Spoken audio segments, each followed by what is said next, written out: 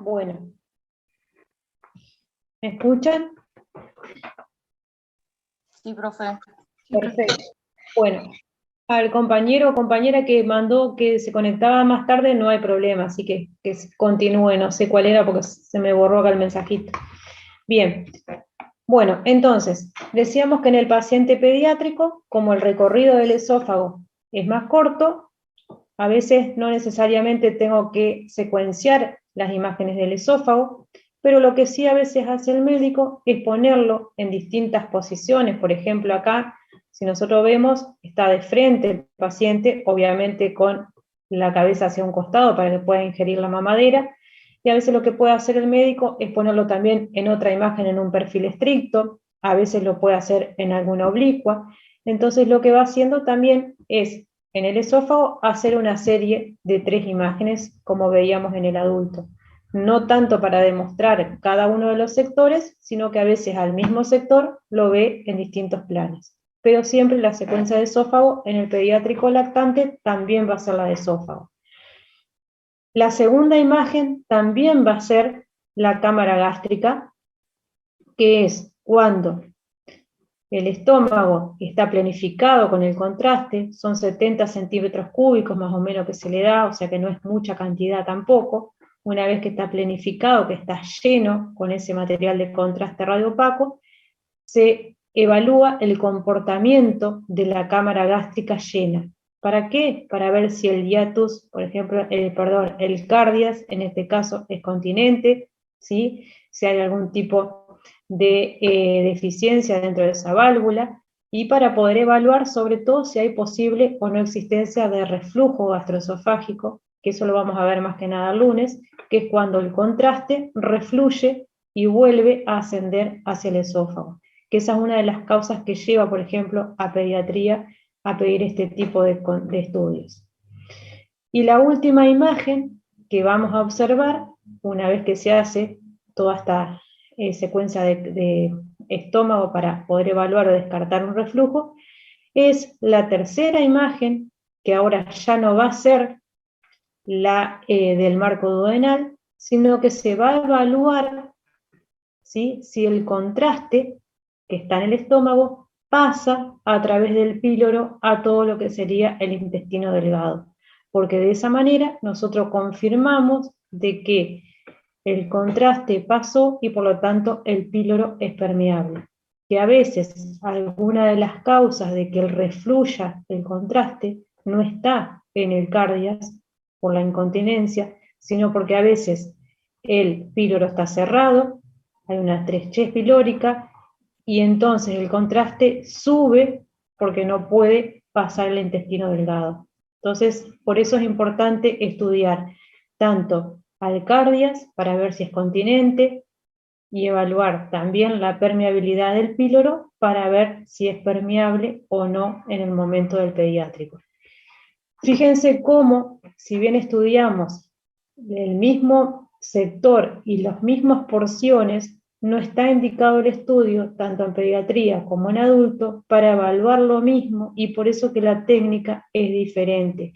En este caso, como yo estoy evaluando funcionalidad, no necesito en este caso ver mucosas. Es muy raro que un paciente lactante le querramos estudiar una úlcera, por ejemplo, o una gastritis. Estamos hablando de pacientes que tal vez son recién nacidos. Entonces, lo que estoy buscando en este tipo de pacientes no lo voy a encontrar en el adulto, como tampoco lo que busco en el adulto lo voy a encontrar en el pediátrico.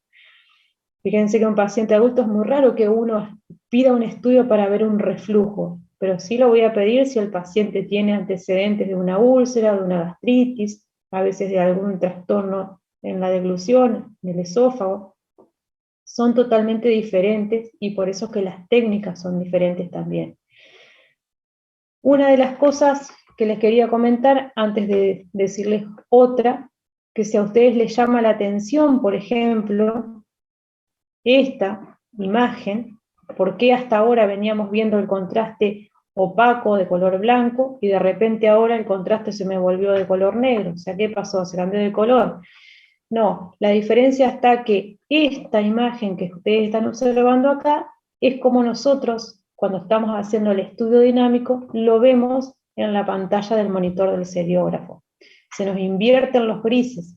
Entonces, lo que yo en una imagen plasmada, una imagen ya obtenida, que les mando a ustedes en CD, en DVD o impresa en una placa, lo vemos así, como normalmente se debería ver, con el contraste radio opaco, de color blanco. Cuando yo lo estoy haciendo al estudio dinámico, lo veo así en el monitor, totalmente inverso a los grises. ¿Cuál es la diferencia entre la anterior y esta? Que una imagen está tomada del monitor y la otra imagen ya está impresa, ya se hizo, y así les va a llegar en el CD. ¿Sí? Bien. Otra de las cosas que les quería comentar antes de que es una pregunta que muchas veces hacen los alumnos, es si es necesario siempre que se pida a la seriada esófago gastroduodenal completa. Supongamos que ustedes mañana tienen un paciente que les manifiesta en la clínica que les cuesta tragar o que siente que ingiere algún alimento y que ese alimento queda en su garganta, o a veces dice me queda en el pecho, o pasan horas y siento que todavía la comida la tengo retenida. Entonces, básicamente, en ese caso, yo lo que me interesa conocer o me interesa registrar en un estudio es el tránsito esofágico, o sea, el momento en que hace todo ese trayecto de esófago. Tal vez no necesito el estómago y el duodeno del paciente. Entonces, puedo tener la posibilidad de pedir solamente un tránsito esofágico, donde lo que a mí me interesa ver es la secuencia de estas tres imágenes que corresponden a las tres porciones del esófago. Entonces, me evito irradiarlo al paciente con dos sectores que no me van a aportar nada para lo que la clínica del paciente me está indicando, y puedo pedirlo, como les decía recién, en forma solamente de tránsito esofágico. El tránsito esofágico sería una parte de la seriada esófago gastroduodenal. ¿Sí? Y como para ir terminando al final, los mareo porque subo y bajo con las imágenes, quería recalcar nuevamente, ahí, que es muy importante, sobre todo en este tipo de pacientes, que cuando terminen el estudio ingieran mucho líquido para evitar constipación, ¿sí? Ustedes fíjense que cuando hacíamos colon estábamos casi en el trayecto terminal, terminábamos de hacer el estudio y ya estaba el contraste ahí, a punto de salir, pero acá tenemos que recorrer 7 metros de intestino delgado y 2 metros después casi de intestino grueso, o sea que tiene un trayecto largo el contraste para poder llegar a final. Entonces, con más razón, tengo que decirle a un paciente que se hace una seriada que tome mucho líquido, sobre todo el adulto, que es más lento su tránsito, para evitar constipación y todas estas complicaciones que genera el bario cuando se solidifica. Chicos, ¿alguna duda? ¿Quieren preguntar algo? Ya con esto estaríamos casi cerrando. Profe, yo tengo una pregunta. ¿Sí? ¿Las secuencias entonces son 3? Las secuencias son 3, exactamente. No hay una completa, como era en colon por enema. No hay una completa porque sería como imposible poner, digamos, las 3 imágenes en Por el una bario. sola. Exactamente. Y lo que podés llegar a obtener, me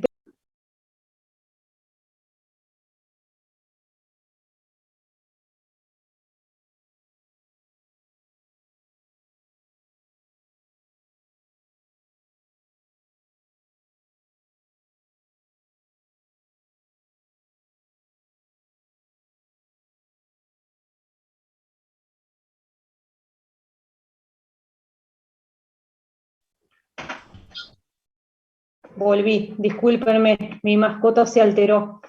Bien, entonces, básicamente, eso que preguntaba la compañera, sí, es imposible que yo en una sola imagen pueda tener los 3 segmentos completos, el esófago, el estómago y el duodeno, ¿sí? Por eso que es una secuencia.